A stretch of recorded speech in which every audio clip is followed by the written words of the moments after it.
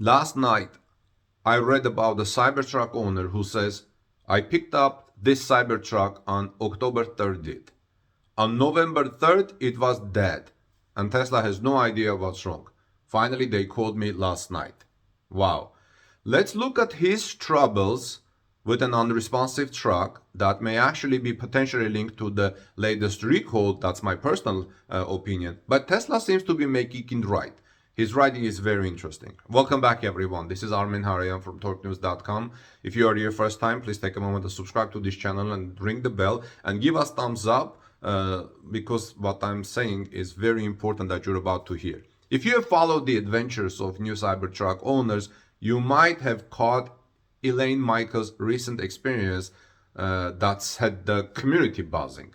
Elan Michael, a Tesla Cybertruck owner, recently shared ongoing issues with his new vehicle, which has been unresponsive since early November. After initially believing a 48-volt battery failure was the culprit, Tesla Service has now updated Elan, explaining that the problem stems from the power conversion system, which is an essential component managing power distribution in the Cybertruck. Technicians, actually Tesla technicians, are currently working to resolve the issue with the hope of having the vehicle ready by tomorrow, by Friday. But if you knew what Elan wrote 2 days ago, it actually sounded very frustrating, at least for me. Let me read it for you and you tell me what you think. What would you do if this happened to you? He says, I picked this car up on October 30th. On November 30th, it was dead in my garage, unresponsive to anything, wrote Elan on the Tesla Cybertruck owners group on Facebook. He did this 2 days ago. He continues saying, I couldn't even open the doors. Thus, I had it towed to Tesla Service Center. It's now November 12th. They tried to changing the 48-volt battery with no success. They have absolutely no idea what's wrong with it and just kept moving my completion date forward. That's what he wrote 2 days ago. Now, fast forward to yesterday's November 30th, November 13th, and there is news that Tesla had announced a recall for Cybertruck, which I covered in this channel, the 6th this year, but this one feels particularly relevant. This recall involves a fault in the driver unit inverter, which, much like the heart in your body, is crucial for the Cybertruck's electric system. It's what converts the battery's power into something the motor can use. If it fails, you've got a situation not unlike Elan's, a vehicle that can't move.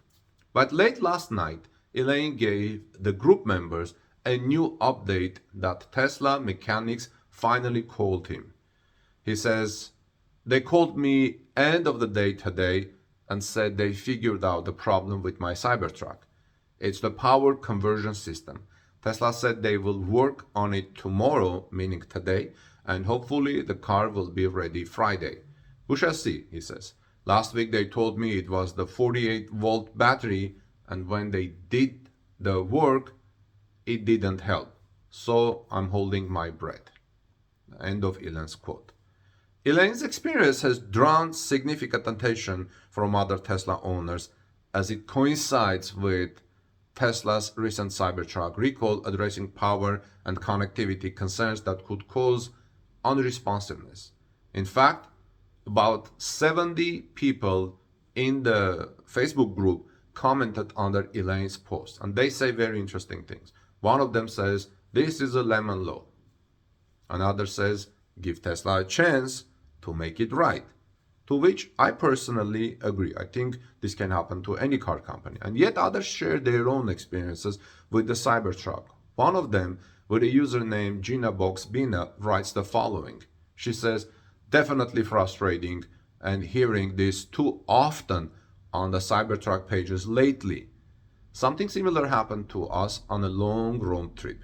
We weren't provided a loaner to get home, despite them knowing we were going to have to also drive back to get the truck. It took a week to be completed, was a new ribbon module recall service bulletin issue located under the passenger side. Meanwhile, there was no guarantee that whole time that what they were doing was going to fix it. But I guess that's just how some computer electrical problems are. Replace parts and retest. We had it since early June and 7,000 miles on it. We have multiple vehicles to fall back on, but for people who depend on their Cybertruck as their only vehicle, this has to be frustrating and costly. Furthermore, how are these vehicles being let out of production with so many issues? With such low mileage, it seems like these issues would have revealed themselves during very basic production testing before release, and certainly by now, so they could be proactive about repairs. I don't know. Like I said, friends, these things can happen to any company. Obviously, this is not a cool way to treat a Cybertruck Foundation owner. And keep in mind that, like I said, these things happen with every type of car. In fact, yesterday, did you hear GM recalled about 500,000 vehicles? So, yet, Tesla was trying to make it right in this case. I think Tesla's identification of the power conversion system issue could be a step toward remedying the Cybertruck's initial reliability concerns, especially as other owners report similar early stage hiccups. Elaine remains cautiously optimistic, as you can see, but expresses understandable frustration, sharing, "Last week they told me it was the 48-volt battery, so I hold my breath." His case underscores the challenges of adopting brand new models, but also highlights Tesla's commitment to resolving these issues in real time. Tesla's response to these issues will be a critical factor in shaping car buyer trust. With more owners sharing similar experiences, many are watching closely to see how effectively Tesla can address these issues in initial Cybertruck reliability hurdles, and Tesla seems to be trying to make it right.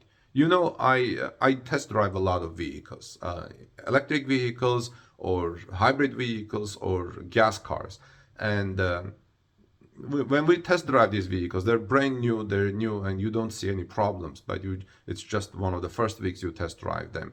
But I don't know what will happen the first model year vehicles after 6 months or after 3 months, and we see people reporting problems. This is why in my reports and in my reviews, I always caution people to, hey, if this is a first model, maybe you should wait.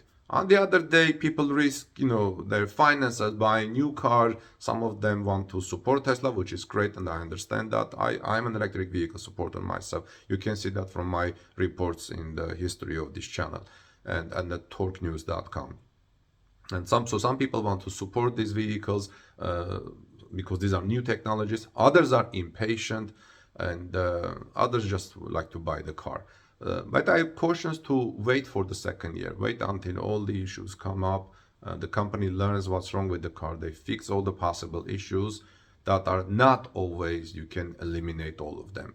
And by the second year. But in this case, like I said, Tesla seems to be right, and this is good.